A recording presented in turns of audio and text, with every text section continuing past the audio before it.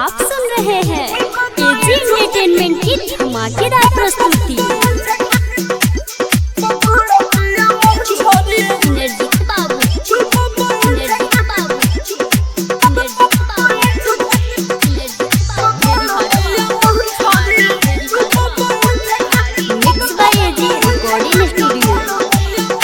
हम देखही में लागता रे बड़ा काछी हतरी, देखही में लागता रे,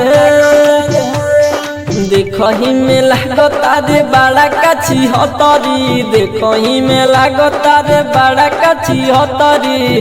उल्प बैठक पकड़तिया मछरी, उल्प बैठक पकड़तिया मछरी। देखही में लागता रे बड़ा काछी हतरी, देखही में देखही में लागता रे बड़ा काछी हतरी, देखही में लागता रे बड़ा Kachhi हतरी।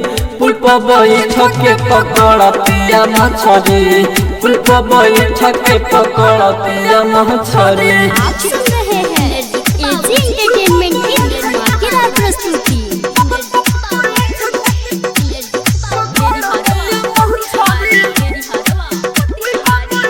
Mix by AG recording studio.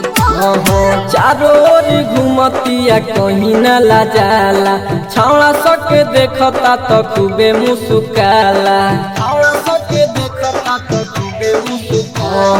चारों ओर घूमतिया कहीं न ला जाला, छावड़ा सके देखेला तो खूबे मुस्काला।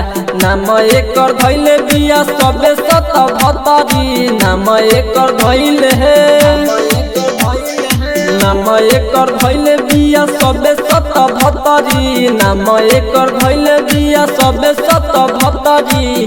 पुष्प बैठक पकड़तिया मछरी, पुष्प बैठक पकड़तिया मछरी। आप सुन रहे हैं एजी एंटरटेनमेंट की धमाकेदार प्रस्तुति।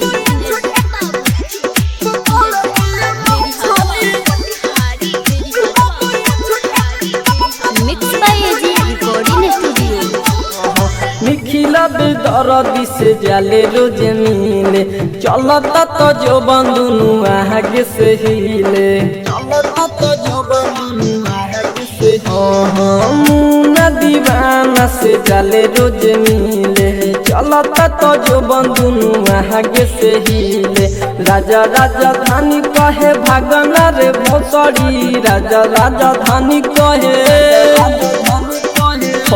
शरण कहे भागना रे भोसड़ी, ओम पारा काश कहे भागना रे भोसड़ी।